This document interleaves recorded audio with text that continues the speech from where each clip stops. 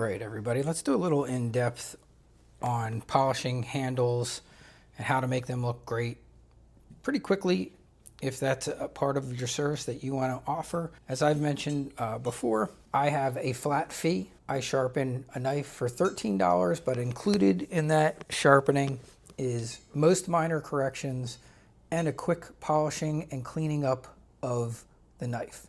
Not crazy stuff, so if something needs a extensive repair, a huge chip, you know, if it's an inch of the tip broken off, that's a separate charge.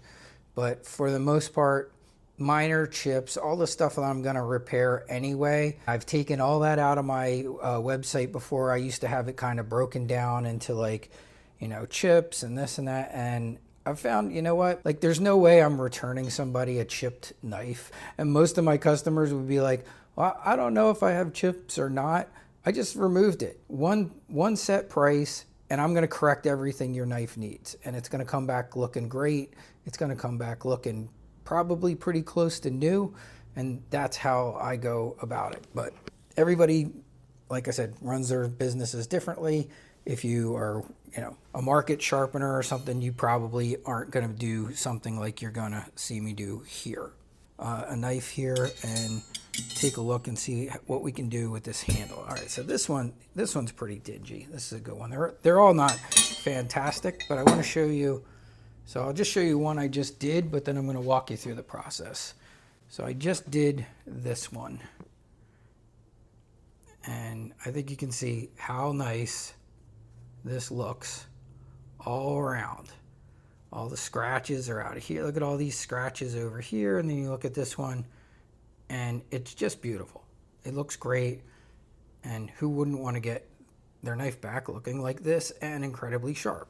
We're going to start with the handle. Now, these hard plastic handles, especially on like Zwillings, like they really work great with jewelry buffers and with regular buffing. And here is my process. So I love to start on this 220.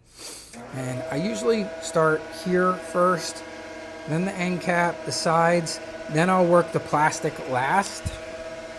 And I'm gonna try and get you a very good view here. So I'm gonna get right in here, and I usually go just like that. And I'm looking to just get any scratches and marks out. And you'll start to see the shine come up. You'll start to see the oxidation come off. And what I'm going to do next is I'll go down this piece of metal here and trying not to hit the plastic at this point. Try not to hit the metal and plastic at the same time, because it will sometimes start to embed the metal in the plastic. So, and you don't have, you can if you're very careful, you'll see here, I can go right down that metal and only touch a tiny bit of that plastic. So I want to go right down there like that. I want to come to my little Zwillings engraved two guys here on the back. We're going to polish them up real quick. And then I like to go right around the end. And I'm always working with the grain pattern, except a couple times, and I'll show you when that is. And that's when I'm really going to polish up the plastic. I will go both directions, but I always finish in the direction of the grain of the steel or the handle, okay? So let's come up here, and now I'm just gonna do the oxidation that's on the knife. Very easy, you see it all starting to come off there. It's pretty much gone very quickly at 220. So we get that primary oxidation off. But be a little careful around here around your branding. On kitchen knives, it's not as important. If you were doing a EDC, never scratch off people's brandings. It usually, these jewelry polishers are not gonna generally take off the branding. It might lighten it a bit. What you can do is avoid it completely if you want. You can get in there with a little bit of Flitz polish, works well. I usually find sticking to like the 400 and higher grit on the radial disc will actually starts bringing it back, and you see it really well. All right, but I'm pretty happy with it. Now I'm gonna hit the plastic, okay? So with the plastic, I wanna remain as much on the plastic as I can. I'm looking to take out any minor imperfections and cracks. Now this particular handle has a bunch of cracks. You can tell it's been in the dishwasher. You're not gonna get those huge ones out, but I'm not super concerned about them. I do have ways of fixing them. I got plenty of videos showing what I'll do sometimes to fix handles, but considering these aren't supposed to go in the dishwasher and many people throw them in there, and that sometimes it takes 30 years or 20 years before that handle breaks, even when you see all these cracks in it, you'd be amazed at how hardy these things are. And if you ever try and get a handle off to do a replacement, you'll be amazed that even when it's cracked and a chunk's missing, it can be a real bear to get those pieces off. So now I'm going to go up to my 400 grit radial discs, and same process here. I'm hitting the same areas, touching my metal,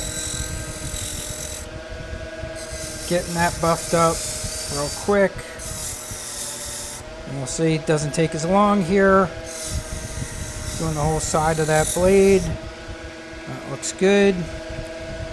Doing this side. Again, looks good. Now I'm going to do the plastic. Very light. Very, very, very, very light. Okay. Now if you have a heavily scratched plastic, it doesn't have a lot of, it's got a lot of them. You can go both ways. Like I said, just make sure it's going to help it shine up better if you go both ways.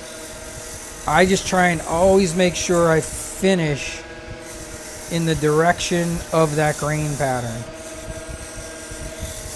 So I'm going the opposite, which is going to give it more shine and reflection. But when it's time to finish, which is what I'm doing now, I'm just going to make sure that I'm going with that grain.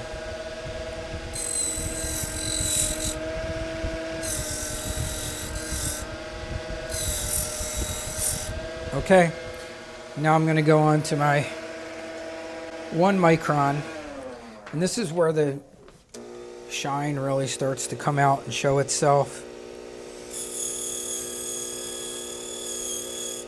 You could leave the metal at that 400 level, or you could go a little more mirroring it if you want.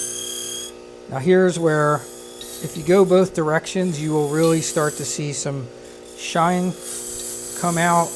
It really will start to mirror stuff.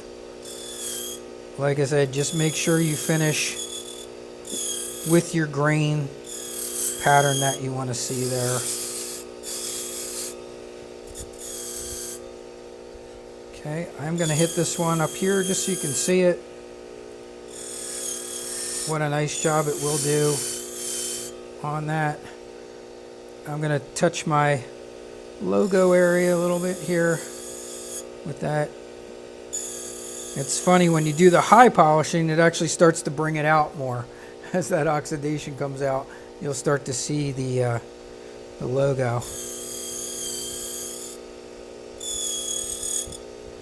Okay, and now the finishing touch. And this is simply plastic and wood polish that I like. This one's from Renegade. That bar will probably last me the rest of my life. And now I just go with the plastic grain. Like I said, when you do the buffing and polishing, you can go both directions. Main thing here, keep moving, and you will see your plastic literally start to look high polished, like glass. And I have no issues with going from this compound to buffing the knife out too. This is totally fine to go right to the steel.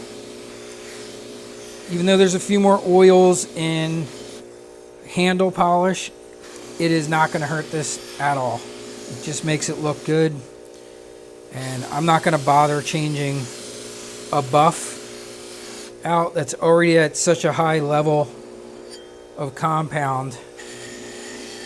I think you can probably see we're starting to see that logo look pretty good.